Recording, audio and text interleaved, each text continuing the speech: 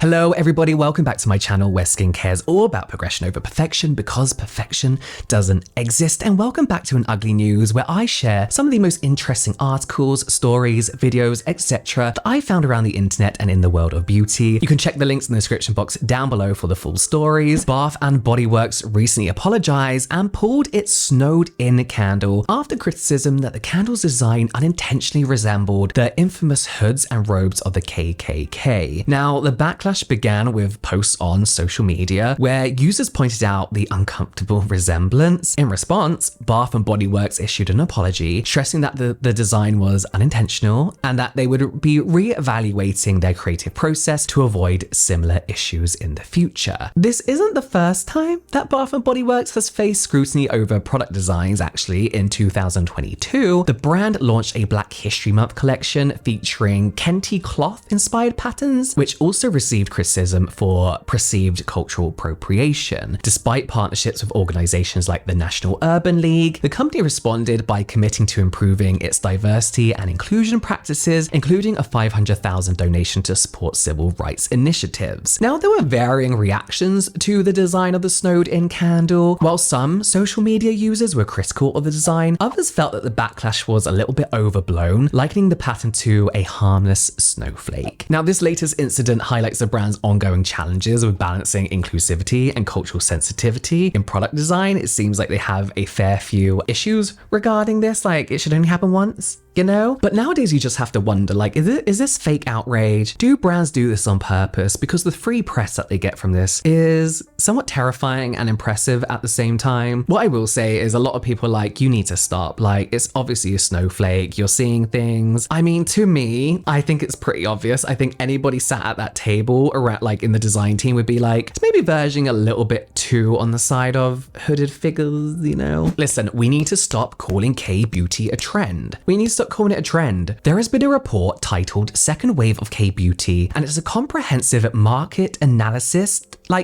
report covering the evolving Korean beauty industry as it continues to expand globally. It's taking over, especially in the United States. And this report basically captures how K-beauty has moved beyond a passing trend and really is now one of the most influential presence in the global beauty market. Sarah Chung Park, dubbed K-beauty's godmother, is a founder and CEO of Landing International, which is where this report comes from. And she has helped brands such as Amore Pacific, COSRX as well in their US business launches and ventures. And she was critical in the first wave of K-beauty, working with retailers like Ulta, Target, Urban Outfitters, and JCPenney to bring K-beauty to their shelves. Now, K-beauty first entered the global markets in the 2010s, becoming known for its affordability, its innovation, and unique multi-step routines, solidifying products like BB creams, right? Which people don't use a lot of nowadays. Sheet masks, essences, as these global skincare essentials, which have now become Western essentials. The Hallyu or Korean wave kind of encompassed K-pop, K-drama, and K-food, has propelled K-beauty's popularity worldwide. As Korean culture grew globally, K-beauty kind of rode this wave and just became a huge cultural phenomenon, right? And the K-beauty market is expected to grow substantially, especially in the US, where cosmetic imports from South Korea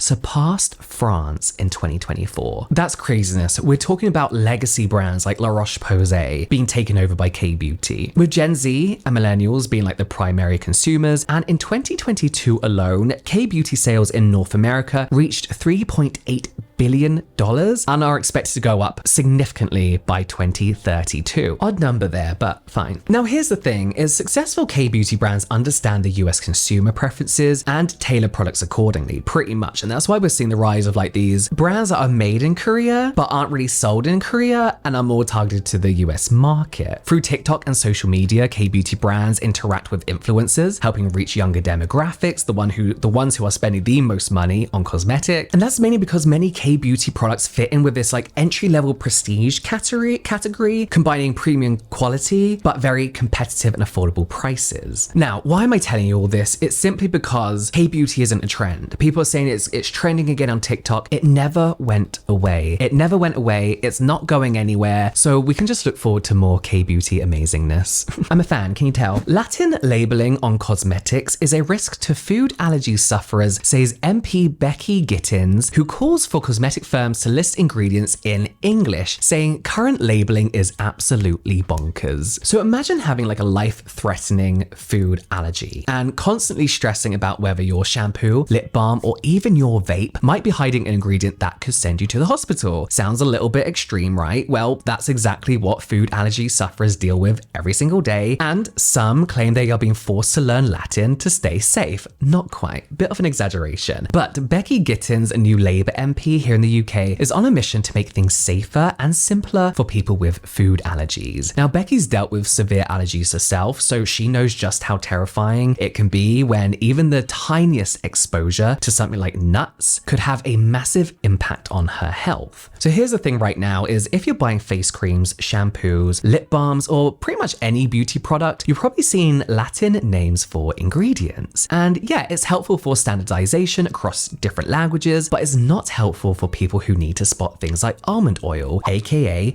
Prunus amygdalus, or peanut extract, Archis hypogea. See, I can even speak one language. You need to be able to spot them at a glance. Gittins says it's absolutely bonkers. I can pick up a chocolate bar and it will clearly say if it contains nuts. But for a lip balm that I'm putting on my mouth, I have to know that almond is Prunus something. It's frustrating and honestly kind of scary, she says. And Becky's not alone in feeling this way. With food allergies on the rise, especially in kids, you'd think that cosmetic companies would take note. Recent research actually by the Imperial College London found that food allergy diagnosis in England have more than doubled in the past decade, and for little ones under 5, the rates are even higher. So Becky's pushing for changes in Parliament. She's saying, let's make allergy labeling on cosmetics as straightforward as it has to be on food labels. And it does kind of make sense, right? And she's calling for the labels in plain English so no one has to scroll through Google Translate just to feel safe buying a moisturizer, she says. And there is another layer to the issue. Companies are covering themselves by slapping on may contain nuts warnings on everything. And Becky points out that there's no scientific threshold for when to apply this label. So some brands might overdo it just to cover their bases. But for people with severe allergies, this adds even more uncertainty and risk. Like imagine picking up a product and being like, oh, this might send you to hospital, but it also might not. And it's not just makeup and skincare. Becky's even highlighting concerns with flavored vapes, where allergy information can be hazy at best. So imagine smoke or vapor containing allergens. That's like a whole different level of panic and worry that, you know, especially with kids vaping so much nowadays, even though the law is changing, that is terrifying. The huge growth in people with allergies should drive progress. This is an area where we can't afford to take shortcuts. So where do things go from here? Becky's voice in Parliament could spark the change allergy sufferers really need and want, where ingredient lists are clear, English-based, and free from confusing scientific jargon. No one should have to learn a dead language, they say, to feel safe buying everyday products, right? So should cosmetic companies start labeling ingredients in plain English? I have a family member whose child is allergic to nuts. We've had this conversation before. We've talked about allergies as well before in a previous video, and the opinions are divided. A lot of people are like, it should be crystal clear what are in my products. Sorry, the bin men are here. Crystal clear ingredient lists, clearly stating in English what allergens, what ingredients even are within the product. The people have been like, I've learned, I've done my research so that I'm extra safe. And I kind of get both sides of the argument, but I do not see why allergy sufferers have to go to an extra level just to kind of remain alive, dare I say, when you really can just list something in English, you know, or whatever language that product is selling in, you know? Let me know what you think in the comments down below. I personally don't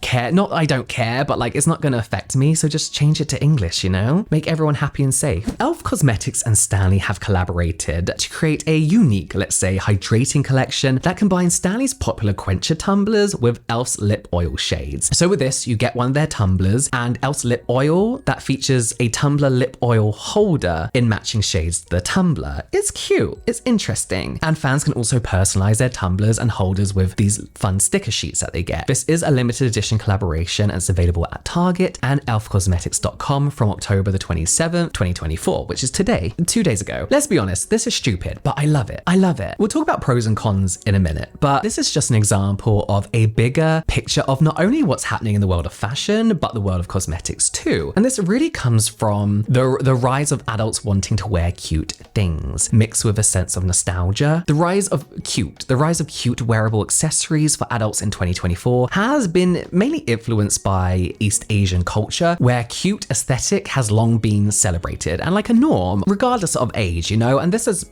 pretty much been my whole life anyway. I love cute shit. I've always loved cute shit. I've got toys up there, for example, and they've always been in the background of my videos. And this is kind of like a preference for playful, whimsical designs, often featuring like pastel colors, cartoon-inspired icons, and nostalgic motifs like hearts, stars, animal crackers, Y2K brand logos. Especially with the rise of Y2K, it's becoming more and more popular. And adult consumers are really drawn to items that evoke a sense of nostalgia, kind of transporting them back to a similar time. And we are that older generation now, millennials, kind of like reflecting on our childhood and how much better it was than what children have nowadays, in our opinion, again, especially with the re-rise of Y2K fashion. Accessories such as charm bracelets, cartoon patterned bags, soft plushy backpacks provide both comfort and, you know, like a playful expression of personality. I own a lot of plushy bag clip-ons just because, I don't know, can't explain it. And platforms like TikTok and Instagram obviously are like amplifying these trends,